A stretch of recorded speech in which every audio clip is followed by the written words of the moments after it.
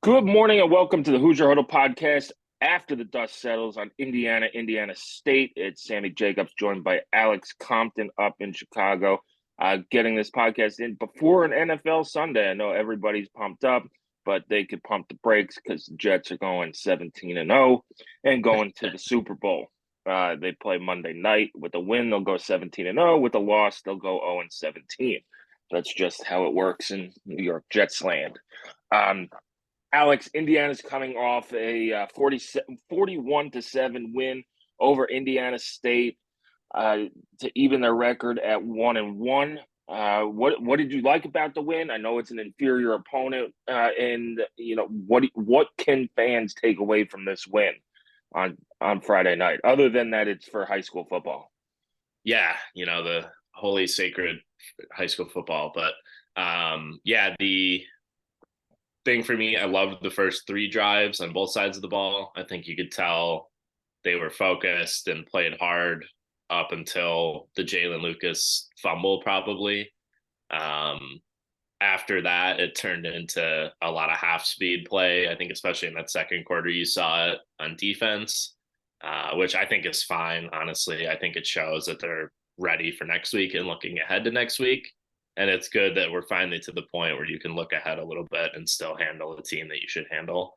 But yeah, I think the run game looked good. I think the offensive line showed signs of, the traps and the pulling and having guys be where they're supposed to be.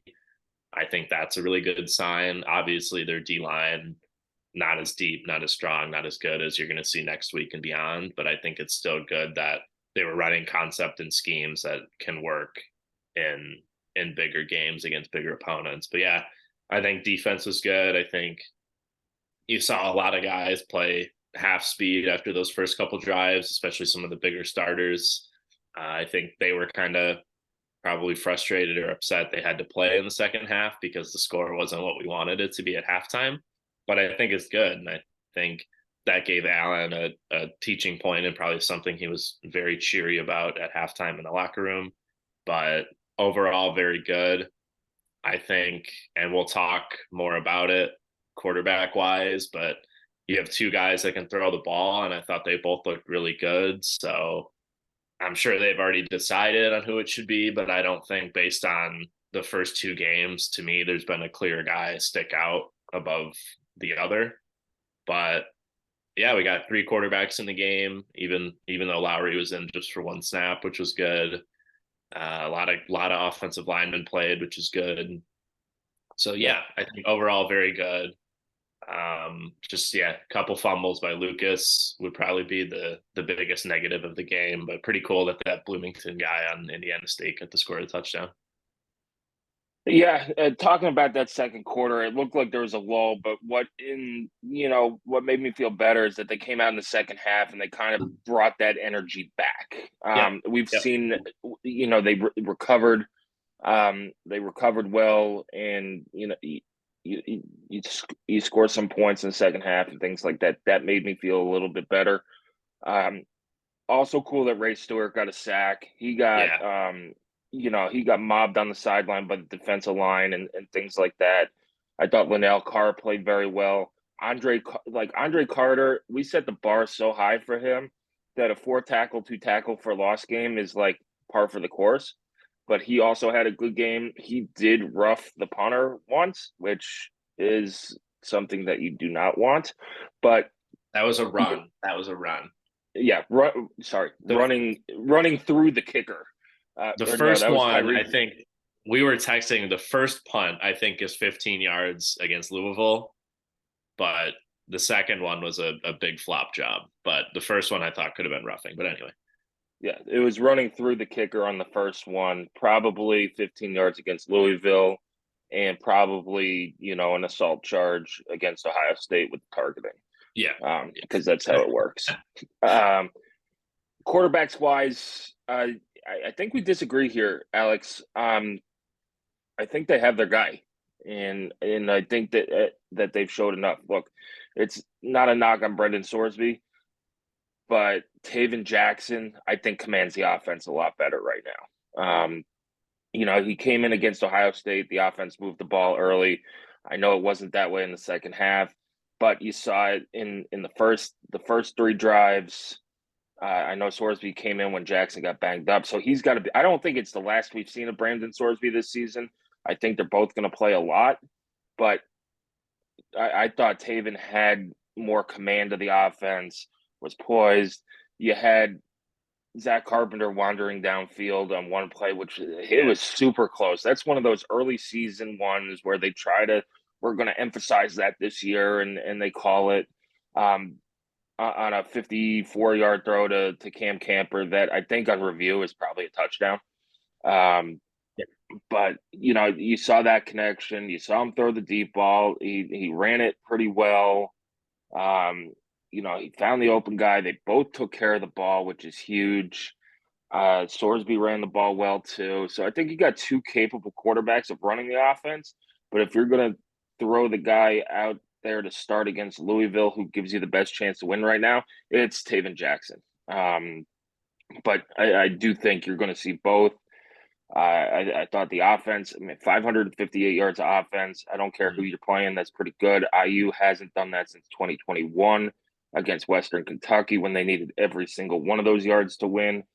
Um, so, Jalen Lucas, people are still complaining that they're running him up the middle, and that's the danger. But you got to run him up the middle sometimes. Otherwise, if they see him in the game, they're just going to stack the defense on the outside, things like that. But he had 137 all-purpose yards. I'm going to take a page out of your book, Alex. You need to find another punt returner. Yeah. I think Lucas has had trouble fielding punts, and you saw that, and that could be a danger. Now he's very good in space, and that's what tempts you to put him back there. Maybe you do it on, hey, if we need a big return, we put him back there. You saw him cramp up against Ohio State too on a punt return. Find somebody else. Omar Cooper could return punts. You could put DeKeys Carter back there. There was a walk-on back there. I forgot his name. Jordan, yeah, Camden Jordan. Camden Jordan. He's very sure-handed. He looks like he knows. He has much more awareness than Connor Delp did last year, fair catching the ball and all those things. So if you're trying to play it safe, put Camden Jordan back there. If you need a big return, put Jalen Lucas back there.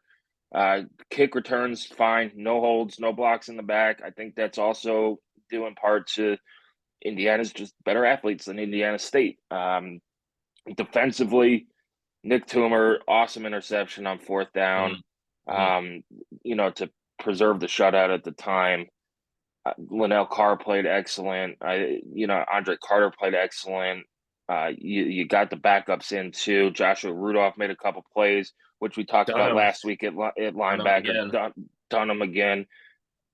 This defense might be the real deal. And then finally, to me, I know I'm a special teams geek. You got Nico Radicic and Chris Freeman, both to kick field goals, both to get extra points. Now, the downside of Chris Freeman and then Alejandro Quintero, 2 kicks out of bounds.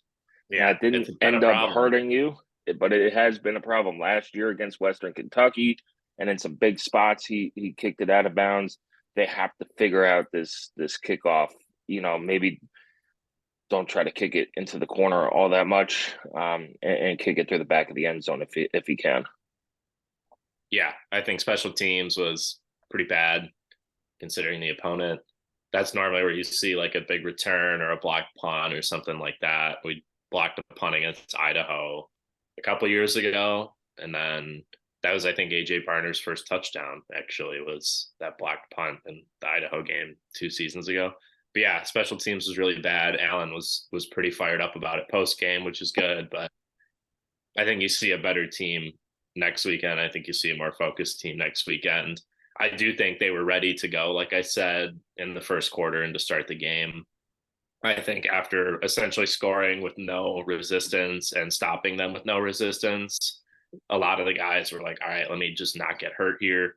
And I think they did a pretty good job of that, minus EJ Williams, who I think I have no info, but it looks like he got hurt a little bit. He was kind of flexing his hand and messing with his glove after he caught that one. Maybe he got hit on the hand or the wrist, which is tough, but He made a good Yeah, grab and got hit in double coverage, and then he came out, and that was it. yeah, I saw it happen. It was on one of those short passes. You hope maybe it's a broken finger and nothing like that. He took a helmet to the hand and broke one of those wrist bones that baseball players always break when Yeah, some guy doesn't know how to throw inside well enough. But yeah, he was on the sideline in a wrap on that hand. Hopefully, it's just hey ice and it heals. You have an extra day, which might not mean much if it's a wrist injury, but if it's a broken finger and you reset it, and it's just a pain tolerance thing, it could mean a lot. yeah, Allen's not going to comment on injuries since they have the availability report. So all these people who have been dying for an availability report, you got it. We're going to have to wait until 2 hours before the game. Check out Hoosier Huddle at 10 a.m. on Saturday for the availability report. Tune in, set your reminders, whatever. yeah. We'll put it out. But yeah, he Um, was one guy. I was watching the yeah, game with Nate Comp, who's who's your huddle guy as well. And EJ Williams was a guy we wanted to see get going a little bit in the game. Not really worried about Cam Camper getting going. McCauley, I think, looked good again, which was nice to see. But Omar yeah, Cooper. we wanted to get Williams going, but the injury stopped him. I think Camper was fine. He was in his uniform, but I think second half they were just like, no, don't even. He kind of got rolled up on weird on one of those balls. Um, but yeah, Omar Cooper, we've been waiting for it, and I'm shocked they were able to redshirt him last year with how bad the offense was. But yeah, I mean, he had a coming out party. I know not the best competition, but still, he had a grasp of all the route concepts. He seemed to be exactly where he needed to be. He made a couple contested catches, made a catch over the middle, and then got popped. And yeah, I think overall very solid game. I think he had what, 7 catches? 7 catches for 101 yards. Should have had a touchdown. I Yep. think he lost the ball in the lights. That looked like an outfielder just misjudging it. Lost the ball in the lights. It was a great throw. I think it was from Taven, and Sorsby. it was from Sorsby. Yeah. So a great throw by Sorsby right in the corner, and Omar Cooper just I think he Yeah. lost in those lights in the LED lights, and things like that. So IU fans another thing to complain about, but yeah, Omar Cooper, super impressive. We've been waiting for it. It was so frustrating last year he didn't get to play at receiver in those 4 games that they just used him on 4 kickoff returns. But Yep. he looked good. Bradley Archer had a few catches. Aaron Yeah. Little one Steinfeld, hand. yeah, Aaron Steinfeld almost had a nice touchdown catch, just slightly out of bounds. Couldn't get his feet down, but it looks like he's working his way back into the lineup and into more playing time. Um, you know, I think this team coming out, very few injuries. We'll see. Hopefully, Kobe Minor did not play on Saturday. His dad was tweeting out that he was sick. Hopefully, he's over that by Saturday against Louisville because they're going to need him. And we'll get into the Louisville game here in a second. Yeah. You Other know, thing on the passing game for me, which I liked, and I do agree. I think Jackson made, really quick decisions that were in the flow of the offense and in rhythm, which I thought was good. And you could tell right from the opening drive they had a plan and a script. I would have honestly liked, and IU fans are gonna come after me for this one. I would have liked to see some of the triple option. I don't think we saw really any of it. There were a few there's a few options. Yeah, normal option plays, yeah, but I think I would like to see some of the triple option, as crazy as that may have sounded after week one. But 9 different guys caught a pass on Friday night, which I think is really good. I think you established the middle of the field in the passing game, which is something that has been critical, I think, in the Walt Bell offenses that we've seen at other places and so far at IU. When they're able to get the middle of the field going and opens up a whole other deal of plays and actions and even the running game, which is good. But for me, the last thing I'll say and a preview of what I'll talk about for the Louisville game, I think Josh Henderson catching the ball out of the backfield is a massive X factor and something that we need to exploit and rely on. He's really good at it. He runs good routes. He catches the ball before he makes a move. I think he had 3 catches for 50 yards or something on Friday. 55. Yep. 5, yeah. But I think getting Henderson the ball, because, Lucas is Lucas and he's going to do his thing and he can make a guy miss in a phone booth. But Henderson coming out of the backfield in the receiving game, I think, is something teams still don't really grasp or cover well. And I think that could be an X factor or a big play against Louisville on Saturday, is a Henderson wheel route or a delayed route or something like that. They almost had him on that delayed route. He dropped the ball. Yeah. I think it was Sorsby threw it, and it was right there. And I don't know if he saw the guy coming. He was wide open. Now, the guy was probably like 15 yards downfield, but I don't know if he caught a glimpse of it, just took his eyes off the ball. But yeah, 52 of those receiving yards are after the catch or after contact. I'd like to see Christian Turner and Josh Henderson in the game at the same time. Yeah. Where you could slip Josh Henderson out for a route or give the ball to Christian Turner, who's run the ball very well. Seven players got carries for IU. This is what I've been hammering Tom Allen and his staff for years. They finally started playing guys and building that. This is how you build program depth. It's how you build depth for the season. Now you know what Omar Cooper could do. Now you know what Donovan McCulley could do, and things like that.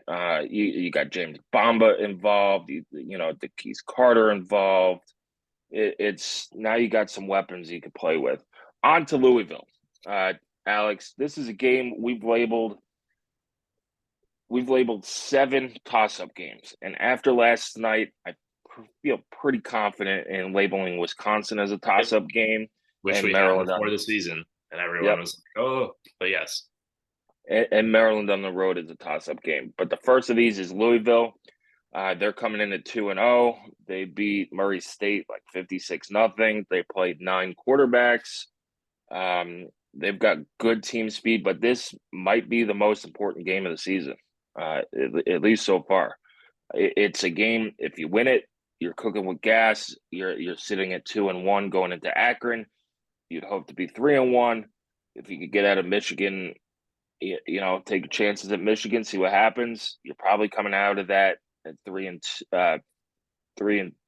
If you beat Maryland, you're there at 4-2. If you lose, at worst, you're 3-3 going into homecoming at Rutgers. And if you beat Rutgers, you're sitting at 4 wins with Purdue still on the table, Michigan State still on the table, Illinois still on the table, and Wisconsin still on the table. Anything's possible, but it all starts with Louisville at Lucas Oil Stadium. It's IU fans. It's a climate-controlled building, so it's not going to be too hot. It's on Saturday. It's on a Saturday, so you don't have to contend with high school football. It's in Indianapolis, which people have been dying to put the bucket game there. You've got seatbacks, you've got clubs. What else? Parking. You got parking. Yeah. There's food there. Working bathrooms. You got scoreboards without scoreboard gaps, Alex. What else? You don't have temporary field suites. What else have we been complaining about? Oh, and no general admission zipper parking. This is if it has none of those things. There's no excuse. There'll be a lot of Louisville fans too. I expect a strong crowd for them to come up. They sold out against Murray State on Thursday night. They've had an extra day on top of IU to prepare for this. We've seen Jeff Brom's offense when he was at Purdue. We've seen Jack Plummer. Just what's the importance of this game? Are we correct in saying this is a huge game for IU? Huge game. I don't think the season's over if you lose. As you mentioned, all the toss-up games, I think they'll tell you it's the biggest game because it's the next game, which is classic coach speak. But yeah, it's a big game, I think, because it gives you that measuring stick and is going to allow us to kind of chart the trajectory for the rest of the season. Yeah, big game. Anytime you play these regional rivalries in a non-conference game, in a game where Brom obviously wants to prove himself and establish himself at his new school and his alma mater, and then Allen wants to show that he's not dead yet. Indiana football is here to play this season. It's a big game. It's a huge game. And I think it's going to have a feeling a lot like a bowl game, which is going to be cool. But that's why I think you're going to get two teams that are extremely fired up. Louisville's got a ton of new guys on their team, ton of transfers just like us. It's a very similar Jeff Brom offense to what we've seen. Maybe not as explosive as some of those Purdue teams at the end of his tenure there, but yeah, massive game. I don't think that can be overstated. I've been looking at the secondary ticket market, not a ton of tickets left, and they're pretty pricey, which I think is a good sign that it should be a pretty rocking crowd, which will be really fun. But yeah, I'll be out there driving down from Chicago, so I'm excited for that. Bringing a couple buddies from Philly to the game, so it's gonna be a fun time. But yeah, I think for the trajectory of the season, I think this is the first kind of measuring stick in week 3 of what have we learned about Indiana football and what can we expect for the rest of the year. So we'll see. I think Jackson will start the game. I think you see pretty aggressive offensive play calling to start the game. And we'll really see kind of if this defensive secondary can control what always proves to be, regardless of personnel, a very tough passing attack from Jeff Brom's teams. Yeah, their team speed is pretty good. Watching them against Georgia Tech and Murray State, an area where IU's defense has struggled over the first 2 games, is on the edge and getting to the edge. The Indiana defense is going to have to set that edge, because if Louisville gets out on the edges, it could be a long day for the defense. But Louisville's offensive line, they haven't had to play against an Andre Carter. They have to play against a Philip Leedy. It's probably the best defense that they're going to see that they've seen so far this year. And we'll see what the offense does. Indiana has their own speedster in Jalen Lucas. They have some bruisers. It depends what style of play. Do you want to play Big Ten style football where you're going to run Josh Henderson, Christian Turner on up the middle, and Jalen Lucas on the outside, and throw the ball to the tight end, throw the ball short to the receivers, and let them make plays? Or is it something where you're going to see them, put in a little more triple option, run to the outside and play that ACC speed game? We'll see. I think it's going to be more of a ball control. The more you can control the ball against the Jeff Brom offense, the better, and limit those possessions. You can't go what you did with Ohio State, though. You have to take your shots and be aggressive. This is a game you can win. This is a game where your talent level is a lot closer than Ohio State. So you'll see them be more aggressive, but you also maybe are taking an extra 5-6 seconds on the play clock to run that play, to keep the ball out of Jeff Brom's hands. This is where the new clock rules help Indiana. With the running clock after first downs, you're eating 5-6 seconds every first down. So get those first downs and things like that. But yeah, the penalties have to be cleaned up. You cannot give Jeff Brom free yards and stuff like that, because on a 4th and 10, if you run into the punter and give him 5 yards, heck, he might go for it or fake the punt, and stuff like that. So, we'll see. We'll see what happens. I'm excited for the atmosphere. I am not excited to sit in the radio booth this game. The radio booth is in space compared to the rest of the Big Ten at Lucas Oil Stadium. But, it should be a good crowd. I'm excited to see the people down in Indy. Hopefully there's, good parties Friday night, some good tailgating Saturday morning. And then, you're going to have a lot of alumni in town. It's time for a good showing. Like you said, it's kind of like a bowl game atmosphere. It's a big time non-conference game, and you need a good show. This might be the only IU game that a lot of alumni go to. A lot of donors go to. So a good showing could go a lot further than just IU getting their second win. Yeah, I think Saturday morning I've gotten a couple emails about it. There's a official IU pep rally tailgate. I think it starts at 9 a.m. So I think I'm going to do that. But yeah, it should be a fun game. I'm excited to see what we have. I think that's the most exciting part about it. I think this may have been a cooler game if it was week 1, because Louisville played Georgia Tech in a neutral site stadium to start their season. But this would have been cool to kind of see what does each team have kind of in a new season, with one side a new coach, and then Allen with kind of a pretty new philosophy on offense. But yeah, we'll be we'll be covering it. I'm nervous as always for games like this. It was nice to not be nervous besides making sure guys were healthy coming out of the game on Friday. But yeah, it's a big game. I think this is why a lot of the transfers came here for these kind of games and to prove themselves against these kind of opponents with this kind of, attention on the game. So I'm excited for that part about it as well. Again, I thought it was good. Actually, you saw a lack of interest in the second quarter on Friday night. I think you get a team that's going to be extremely fired up and extremely locked in this week. I'm looking forward to the game because it is a winnable game. And regardless of the spread, I bet Louisville will come out as like probably a 9 or 10 point favorite if I had to guess. But I don't know. I think this is a much improved Indiana team from last year. And I think you'll see it on Saturday. But it's going to come down to who can make those big plays. And then while we're still perfect on the season and field goals and extra points, I think it's going to come down to a kick. As always, you're going to need a big kick to kind of keep the momentum going or change the momentum. So we'll see who they trot out there for that one. But yeah, I think it's a good game and it's a fun game. I just wish we played Akron twice instead of Louisville once and Akron once, but not what we're going to do with less than a week to go here. So it should be a fun one though. Yeah, it should be a fun one. It's the reason kind of they threw football to the Wolves here was because of a 3-game basketball series. I think the neutral site was at Madison Square Garden. But you know what? It's time to embrace it and stop complaining about it. And when toe meets leather on kickoff, you got to go play football and you got to go win this game.